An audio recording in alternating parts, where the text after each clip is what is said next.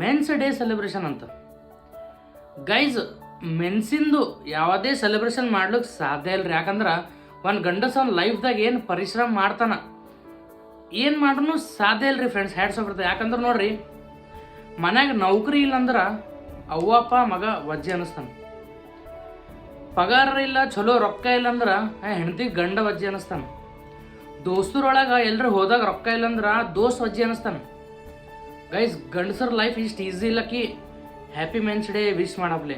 ಯಾಕಂದ್ರಲ್ಲ, ಭಾಳ ಅಂದ್ರೆ ಭಾಳ ಸ್ಟ್ರಗಲ್ಸ್ ಇರ್ತಾವ್ರಿ ಲೈಫ್ದಾಗ. ಒಂದು ಟೆನ್ಷನ್ ಇರಂಗಿಲ್ಲ.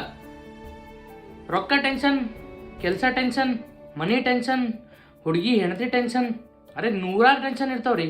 ಆ ಟೆನ್ಷನ್ದಾಗ ನೀವು men's day celebration, happy men's day ಅಂತ ನೀವು ಹಾಕೋರಲ್ಲ, ಏನೇನು ಫರಕ್ ಬೀಳಂಗಿಲ್ಲ ರೀ ಫ್ರೆಂಡ್ಸ್. ಅವ್ನಿಗೆ ಖುಷಿ ಆಗಂಗಿಲ್ಲ ರೀ. ಯಾಕಂದ್ರಲ್ಲ, ಆಲ್ರೆಡಿ ಅವ್ನ ಲೈಫ್ ಇಷ್ಟು ಹೆಲ್ ಆಗಿರ್ತದ. ಆ ಹೆಲ್ ಒಳಗೆ ಡೇ ಸೆಲೆಬ್ರೇಷನ್ ಮಾಡ್ಲಿಕ್ಕೆ ಅವ್ನಿಗೆ ಮನಸ್ಸಿರಲ್ಲ. ಸೊ ಗಂಡಸರ ಲೈಫ್ ಭಾಳ ಅಂದ್ರೆ ಭಾಳ ಕಷ್ಟ ಅದ ರೀ.